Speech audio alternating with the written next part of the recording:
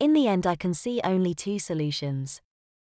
I leave him, and I have at times given serious thought to that, or I take charge and insist that wherever he is with me he will be my 2-year-old. No more switching to being a grown-up when he feels like he wants to assert his authority. If he can't stop being a little boy and wanting me to be his mummy, then it will be better all round if I insist that his relationship with me is permanently that of a little boy. It is this later solution that I have decided on in order to get the consistency and predictability I need in our relationship. The fact is, I really love him.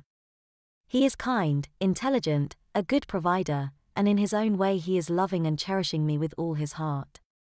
It's just that his heart love for me is primarily that of a little boy for his mummy, and I no longer believe he has the capacity to change that. Implementing this will be a challenge, but if I succeed I will have saved our relationship and given us both a measure of peace and security. I anticipate the initial response from Jason will be one of delight. The crunch will come when he realizes that his authority and status as husband has gone, that he has traded the freedom and power of being a man for the security and comfort of being loved as a baby. It will mean getting him to a point where he willingly surrenders to me and is maintained in that place of submission by a little boy mind set which I will help mold. Jason must come to see an adult relationship with me as a distant land permanently out of reach and in the end but a vague memory. To achieve this, he will not only need to see that this is the only way our relationship can be saved, but given his emotional needs entirely appropriate for him, and given his inability to consistently relate to me as an adult in any intimate way, entirely just. The truth I have come to admit to myself is that I get more enjoyment from his little boy loving than I do from his fumbling attempts as an adult. I feel encouraged that after months of indecision I have a direction to work on. Sandra's arrival and Jason's first meeting of her since his demotion to a toddler is worth giving a detailed account of. The airport Sandra flew into is 1.5 hours drive away, and so early on Saturday morning we set off in the car to pick her up.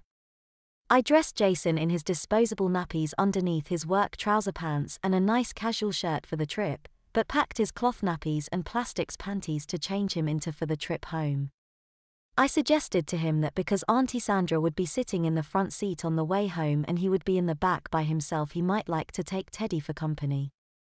I was amused to see that before he climbed into the car he put Teddy in the back seat and covered him with the car rug, presumably so Sandra wouldn't see his Teddy. I made no comment about this but took note that Jason was still feeling shy, and his little cry the other evening after his first day at work in a nappy made me realize that he was still anxious and I needed to be sensitive to that. So I went back into the house and got a spare disposable nappy in case I needed to change him before we got into the airport terminal.